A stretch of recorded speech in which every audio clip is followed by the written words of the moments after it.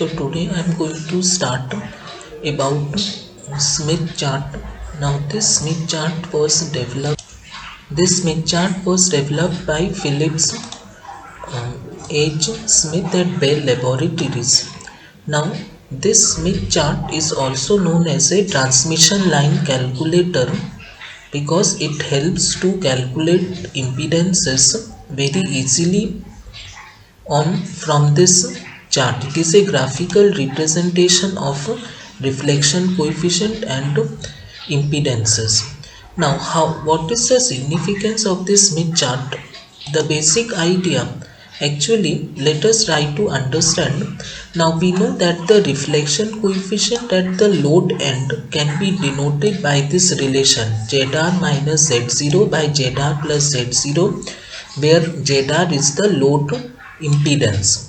Now if I normalize this load impedance, I will divide ZR by Z0.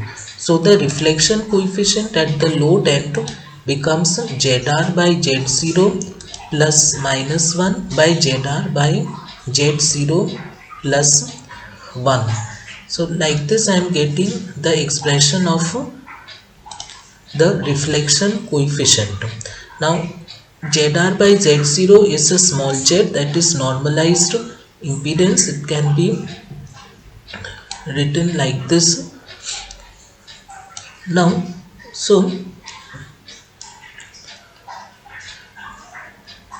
this k, so small z minus 1 by small z plus 1, and after doing this algebraic manipulation we arrive at this expression of a small z equals to 1 plus gamma by 1 minus gamma.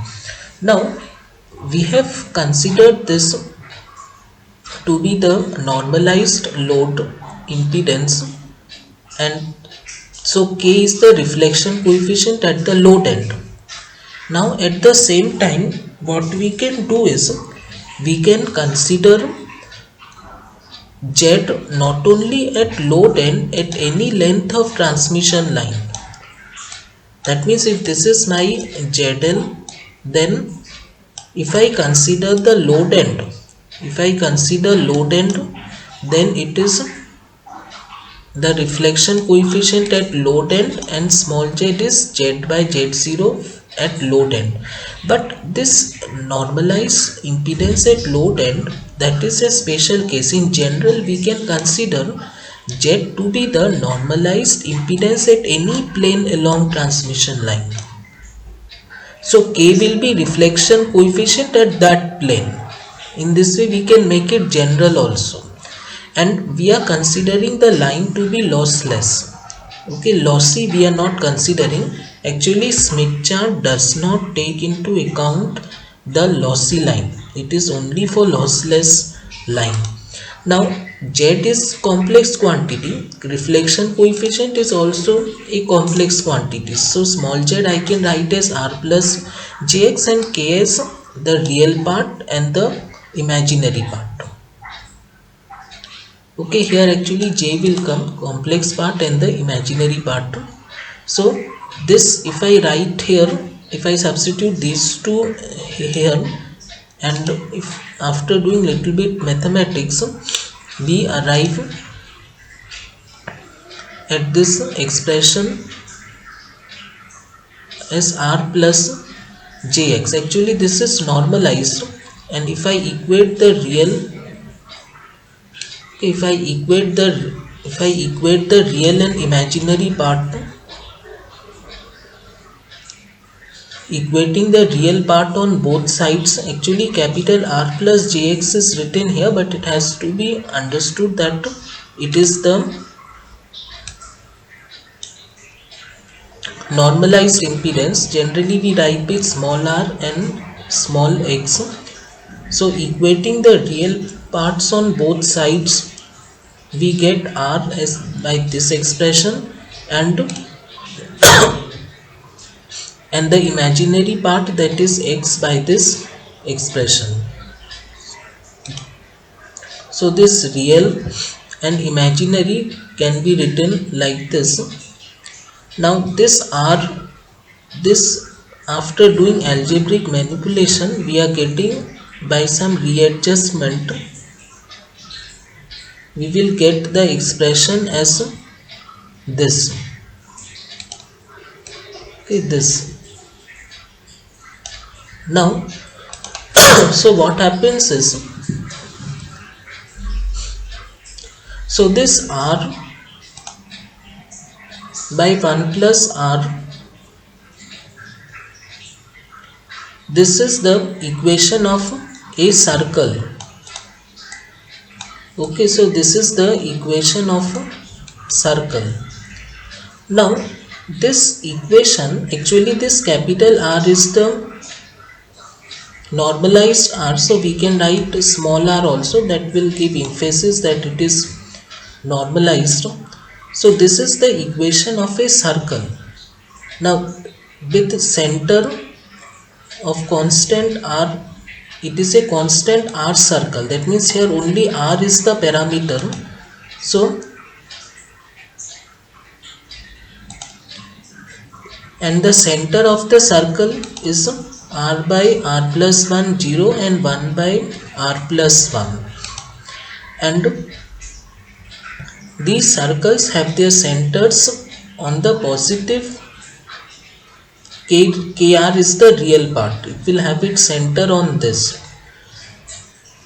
Now so these circles have centers on positive kr axis with the values of 0 to 1. Now so this circle, if we try to plot, we will get like this, that is for different values of r. So this is known as my constant r circle. Okay, so this is a constant r circle. You see x-axis is my gamma axis, this is actually reflection coefficient k, real part, and this is the reflection coefficient k, this is the imaginary part. On this axis if we plot, we get constant circles like this. They are actually normalized. R equals to 1 means it is normalized r. If we want to emphasize it is normalized, we can write small r also. Some textbook they write normalized, so we can write small r also. So this is my constant r circle, and if we try to equate the imaginary part, we after doing this algebraic manipulation, we get constant x circle, this one. So this is my constant x circle. That means here x is constant.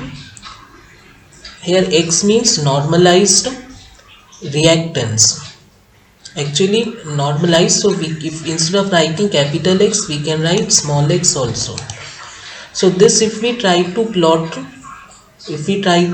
this, we will get like this. Actually reactance can be positive and negative. Positive means inductive reactance and negative means capacitive reactance. So like this we are getting. Actually this center line means radius is infinite. You can put different values and check. So like this, these circles I am getting. Actually it is a complete circle.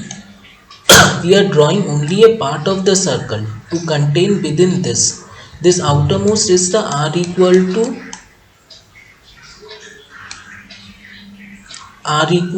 0.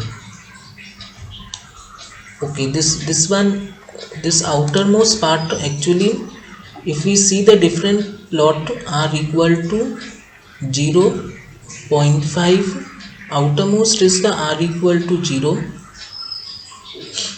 Now as we keep on increasing r, here one point to be noted, outermost circle is r equal to 0 and then r value keeps on increasing. So like this infinity. So this point is r is infinity. So these are the different types of circles of Rn x. This if we superimpose one on the other, then what we get is a Smith chart. Okay.